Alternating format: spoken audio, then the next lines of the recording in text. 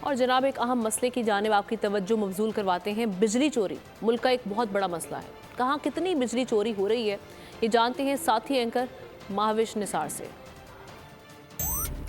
ملک میں بجلی چوری اور نقصانات کی مد میں قومی خزانے کو سالانہ 471 ارب روپے کا نقصان ہو رہا ہے۔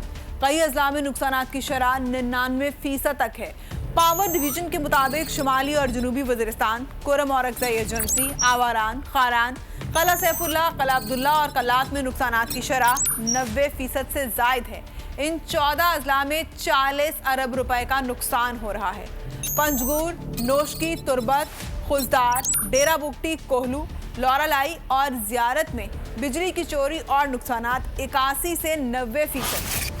دیائے خان، کرک، بنو، یوب، شانگلہ، چترال، مستونگ، لسبیلا، سبی، نصیر آباد میں نقصانات 61 سے 80% تک ہیں، جبکہ اپر دیر، چارسدہ، خیبر ایجنسی، ہنگو، چاغی، گوادر، کوئٹہ، ٹھٹھہ، سجاول، دادو اور جیکب آباد سمیت 21 اضلاع میں بجلی کے نقصانات سے قومی خزانے کو 97 ارب روپے کا نقصان ہو رہا ہے۔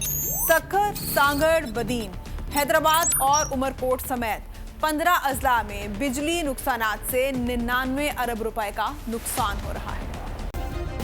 سبسکرائب کریں اور بیل دبائیں تاکہ کوئی خبر رہ نہ جائے۔